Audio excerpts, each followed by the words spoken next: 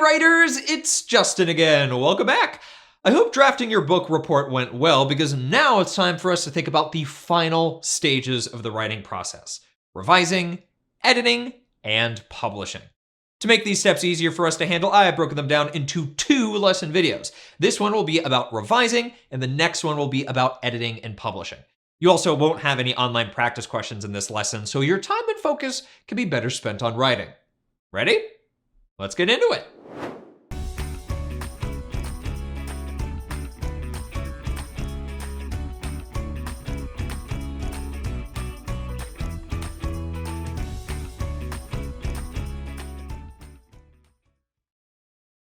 What do you remember about revising from our last writing project? Revising is looking at our writing as a whole and making changes that improve it. It's how we make sure our ideas are clear, organized, and easy to understand. To guide us through the revision process, we'll be using the acronym ARMS, just like we did last time. ARMS stands for add, remove, move, and substitute. And it's a great way to make sure we stay focused on the most important parts of revising. To teach you how to revise your book report, I'll be working through the ARMS checklist with my book summary, since we've been focusing more on my spotlight scene in the last couple of lessons. First, I'm going to read it aloud to you because reading your writing out loud is a great way to start catching any mistakes. Nova and Echo are twin superheroes. Nova and Echo work hard to keep the city and its people safe from harm. One day, a villain called the Shade appears and starts draining all of the energy from Lighthaven. The twins rush to stop the Shade, find his big secret lair, and discover that the Shade is actually the mayor of Lighthaven. This was the coolest scene in the book. After a long fight, Nova and Echo finally defeat him. The Shade is left sitting alone in his jail cell.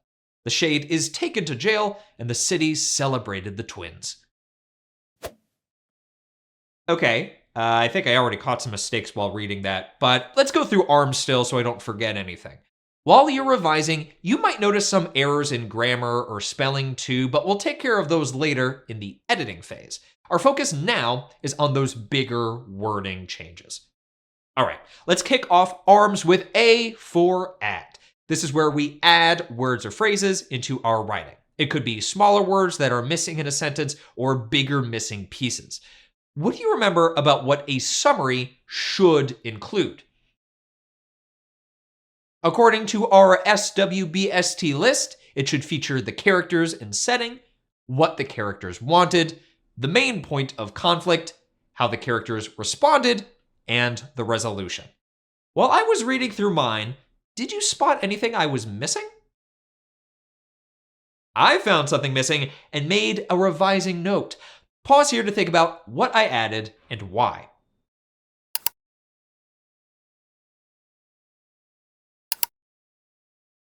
I added in the setting to tell my readers where the novel took place. To show that I wanted to add something in, I drew a little pointy upside down caret like this, where the new information should go. Then I wrote the information I wanted to add. I like to revise and edit in a different color from what I originally wrote in so I can clearly see all of my notes. And it looks like I included everything else from the SWBST list. When you revise your summary and spotlight scene, you can use each planning organizer to make sure you have all of the important information. Next up, R for remove. Here we'll take out anything that shouldn't be in the writing. This could be anything from extra words to full sentences that don't belong. Pause here to find the information that should not be included in my summary and cross it out.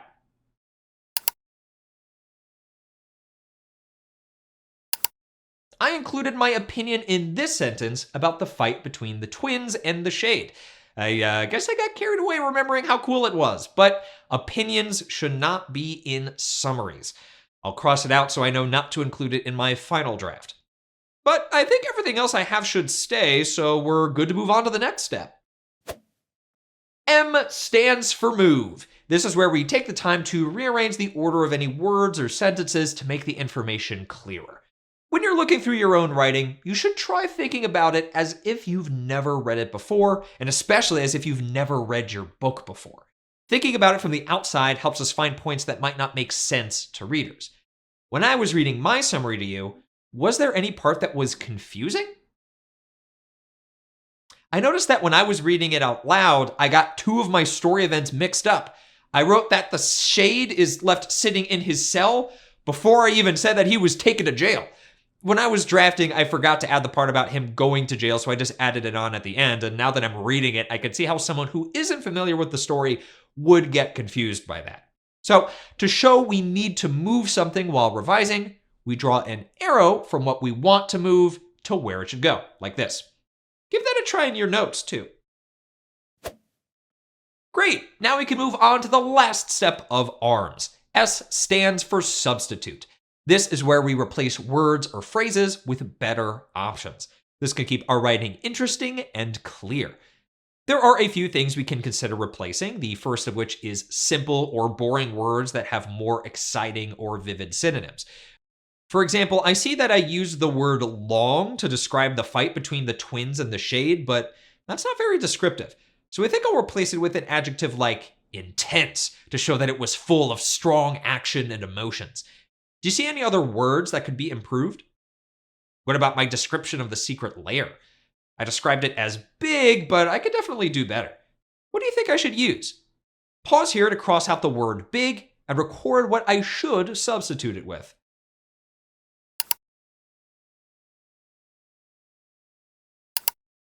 There are so many synonyms for big. Words like huge, giant, massive, and enormous would all work here. I like massive, so I'll make a note of that. The other big thing to look out for when substituting is places where we repeat words or phrases. This happens a lot with characters' names or pronouns. Here in the first two sentences, I say the names Echo and Nova almost back to back. So instead of repeating those names again, I'll use the pronoun they to vary up my writing a bit. Do you spot any other character names that I repeated close together? Here I say the shade twice in the same sentence. Let me replace that second one with the pronoun he, so it sounds a little more natural. Awesome! With the help of our ARMS checklist, I've revised my writing, and now I'll work on rewriting it on a new piece of paper so it's ready for editing. In your lesson materials, you'll use ARMS to revise both your summary and your spotlight scene. I'll see you again when you're ready to start editing. Until then, remember, words can take you anywhere. Where will they take you next? I'll see you soon. Hey.